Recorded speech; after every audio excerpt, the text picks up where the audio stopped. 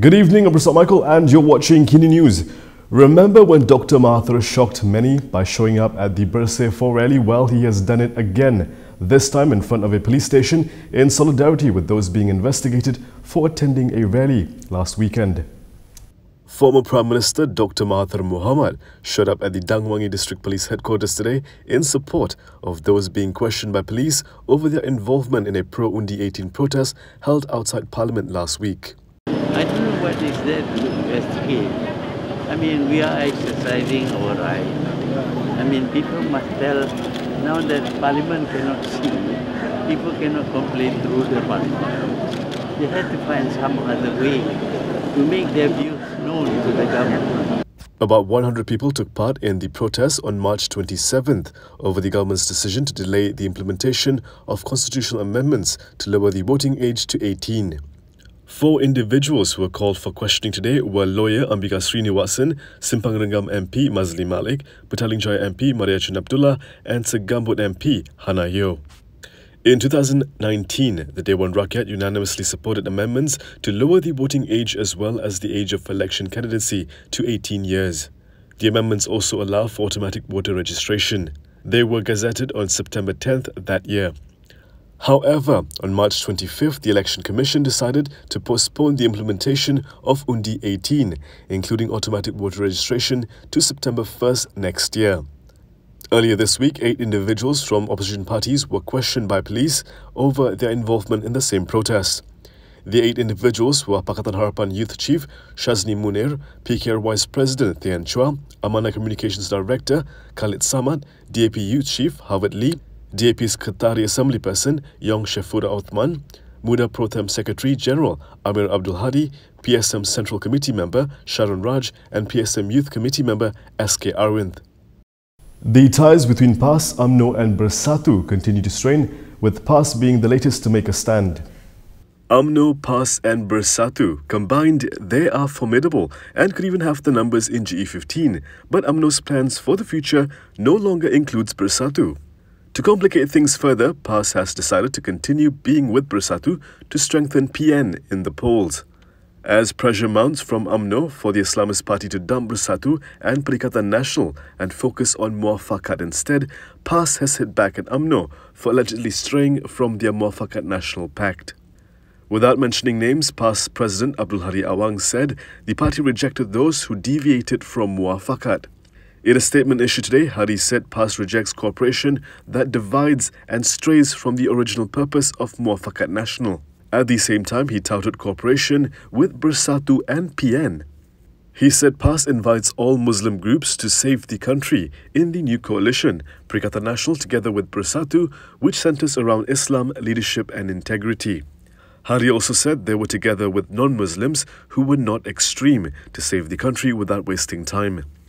Amno President Ahmad Zaid Hamidi last night also made veiled remarks aimed at PAS, calling them not to repeat Semangat 46's mistakes by choosing bad allies for the next election. PKR may not have convinced Amno to work with it, but it appears they have convinced 2 local celebrities to join the party. Malaysian rapper, ultimate and comedian Aflan Shauki have become the latest celebrities to join PKR.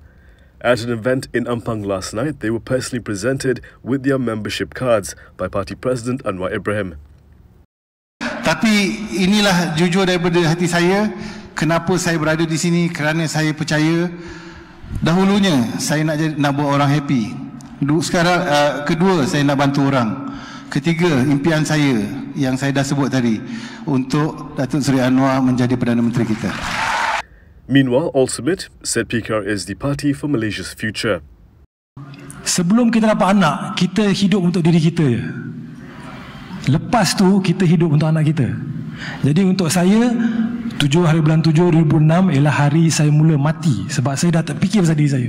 Saya fikir pasal anak saya. Dan I think about what kind of Malaysia do I want to leave for my children. Because my father left. Ayah saya tinggalkan saya satu Malaysia yang aman, makmur, prosperous Malaysia. In his speech at the event, Anwar said PKR was a party for those who would speak up for the people, especially those at the bottom. Anwar also said PKR was not a party for those who want to squabble for power or positions. The opposition leader added that besides the economy, PKR should also strive to empower culture, music and films in a nod to PKR's two newest celebrity members. We saw a relatively small rally take place outside Parliament last weekend, and by the looks of it, a bigger rally could follow. Pakatan Harapan Youth Chief Maszlee Mohamad today hinted at a mass protest in the event the government refuses to implement the Undi18 initiative by July this year as promised. Maszlee in a statement said the Rakyat are now at a crossroads between fighting the COVID-19 pandemic and abiding by double standard SOPs or standing up for their democratic rights.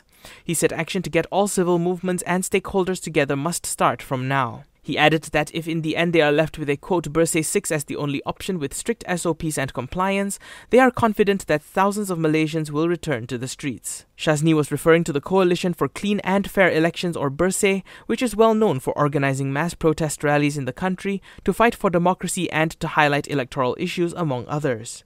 Bersih had organized up to 5 street demonstrations between 2007 and 2016. This comes after the Election Commission decided to postpone the implementation of Undi18, including automatic voter registration, to the 1st of September next year. Maszlee in his statement also praised the action of 18 youths who recently filed a judicial review against the Prime Minister and the government over the postponement. They are seeking a court order to declare the postponement as invalid and that all youths between the age of 18 and 20 are eligible to cast their votes by July 2021.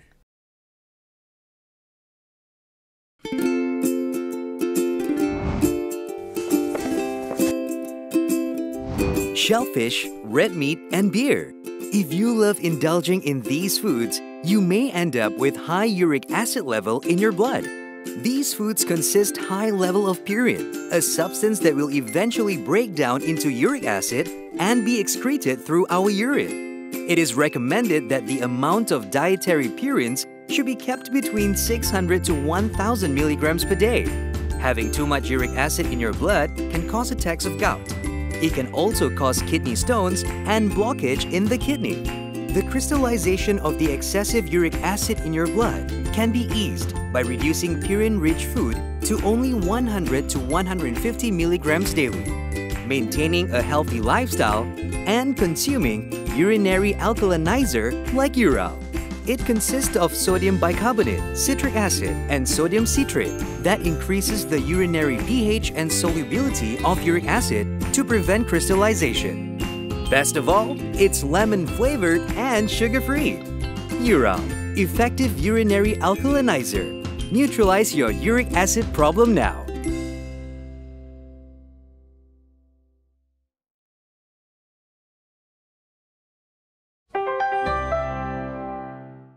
Now let's take a look at the country's latest COVID-19 figures. Active cases are falling, but there is a small spike in Pahang. Malaysia reported 1,294 new COVID-19 cases today, with a noticeable increase in new cases in Pahang. Meanwhile, there were 4 states, Selangor, Sarawak, Penang and Johor, which reported new cases in the 3 digits. Pahang reported 57 today. The state only reported 14 cases yesterday. The Health Ministry also reported 1,442 recoveries today, lowering the number of active cases to 14,286. In a separate development, the government said it will obtain the latest clinical data from the COVID-19 vaccine manufacturer AstraZeneca for analysis by the Vaccine Selection Technical Working Group and the National Pharmaceutical Regulatory Agency, following news reports of side effects of the vaccine in the United Kingdom. The minister in charge of Malaysia's COVID-19 vaccine program, Khairi Jamaluddin, said the government would not decide whether to proceed with the selection of the vaccine based on news reports alone, but will look at the clinical data. And that is all from me today. For more stories, you can go to kinitv.com. You can also follow us on Instagram, Twitter, YouTube and Facebook for the latest news updates. Before we go, if you'd like to support independent media, do consider subscribing to malaysiakini.com. I'm Professor Michael. Thank you for watching.